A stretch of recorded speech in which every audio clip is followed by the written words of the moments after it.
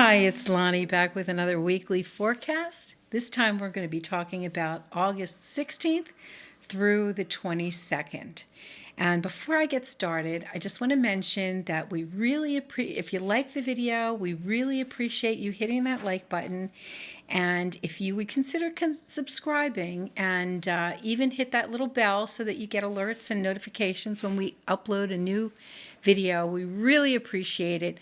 And it really helps us to be able to make sure that we can bring all these forecasts and portraits to you every week. We're going to be starting with Monday the 16th.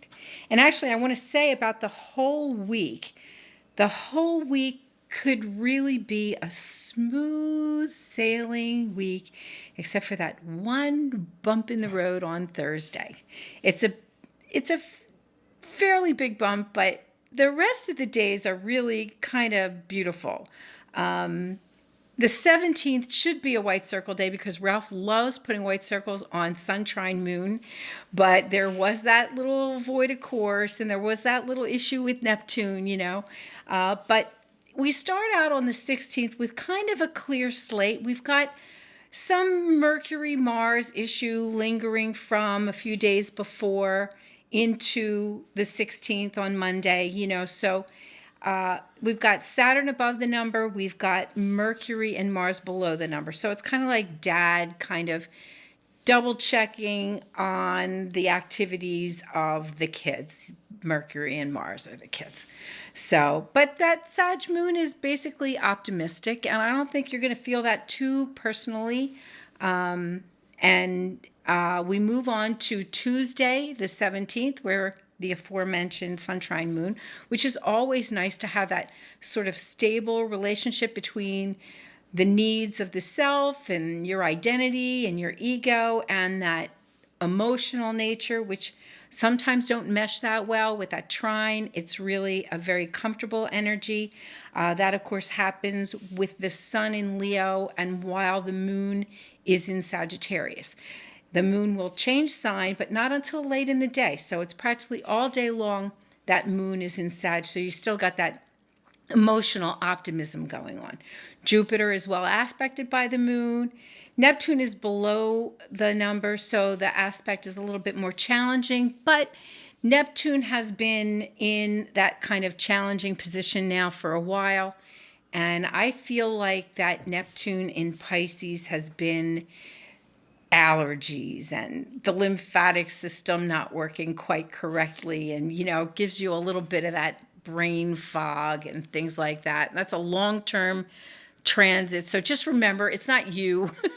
Neptune is kind of sending that kind of lymph clogging energy to everybody, and it affects your mood and it affects the way that you process information. And so just being aware of that helps you to take charge of that a little bit better and pull on other resources in your chart to make it through that, because we have to learn how to live with that energy for a while. Neptune doesn't move that fast. But then we get a white circle day, one of 3 in the week. And it is because the moon is well aspecting Mars, Mercury, and Uranus. And remember, we've changed the order there. So those are in the sequence in which those aspects happen. Venus is below the number, but that wasn't enough to keep us from putting a white circle on that day. Venus has been really strong, and I don't think she's really worried about a little challenge with the moon. And so that Mercury is really playing nicely with his older brother Mars, both conjunct and parallel. So it's a good day to be active out there. It's a good day to vocalize, verbalize, talk, communicate.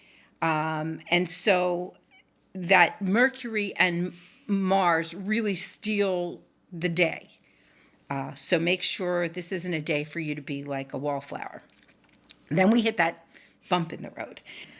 So then we come up to Thursday the 19th, which is that bump in the road I talked about before. Primarily gets that black box because of that Jupiter Sun opposition and that Uranus going retrograde. Uranus retrograde, we've been there before. Uranus isn't that happy in Taurus anyway. Any kind of disruption with the earth, as Ralph mentioned, fires and floods and all these things that are happening are disruptions with the earth, which is what the theme of Uranus in Taurus has been for as long as it's been in that sign, which is not really a strong position for it. So now we're going to retrograde. It may help a little bit to just retrograde and kind of pull back some of that energy a little bit because it's been a little bit intense. And then we've got the sun opposing Jupiter, and that has an effect of challenging your optimism. It's hard to find what to be optimistic about when you've got that kind of a transit. But, Jupiter is in Aquarius, and it was in Pisces for a short period of time.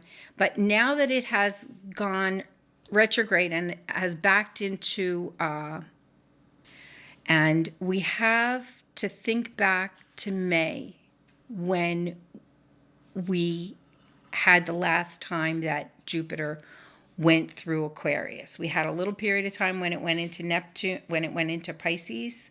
But now that it's back into Aquarius, we're going to sort of recall some of the issues that we had to go through in May, and we thought we were finished with that challenge, but apparently we're not. So the black box is well founded for that day.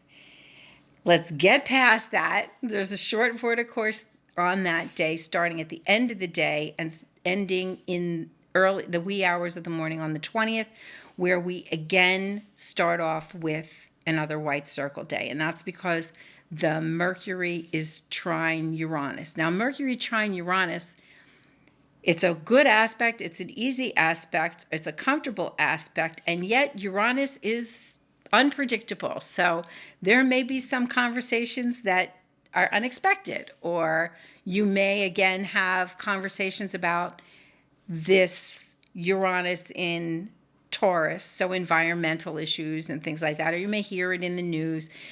Mercury is communication, so they may be news stories, they may be your communications, but expect the unexpected. So Mercury trine Uranus is always entertaining. Then we move on to Saturday the 21st. We've got another trine. This time it's Mars with Uranus.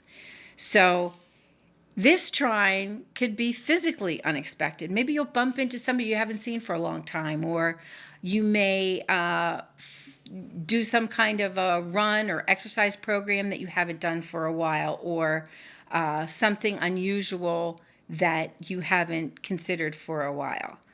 With that Aquarius moon supporting the Uranus energy, anything could happen. But we look at it in a positive light because the trine is really the only aspect on the line there. So that's another white circle day. Try to get out there and do something different for a change. And then on the 22nd, we have the Sun entering Virgo. So this is always that classic point where you start getting ready to send the kids back to school.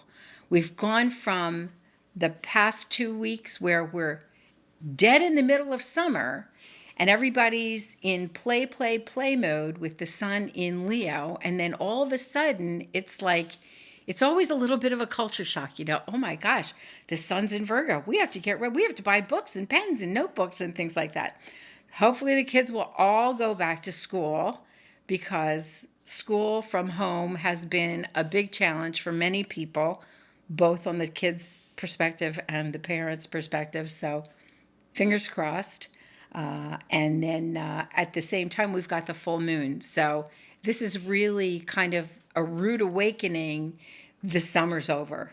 So try to align yourself with the new normal, with that sun-moon opposition, and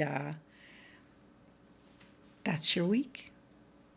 Come see us again on Tuesdays when we upload our portraits, on Fridays when we upload our weekly forecast at Planetary Calendar Astrology on YouTube. Please like us if you haven't already liked us or subscribed to us. And if you haven't gotten your 2022 calendar, they're going like hotcakes. So come see us at planetarycalendar.com. See you again next time.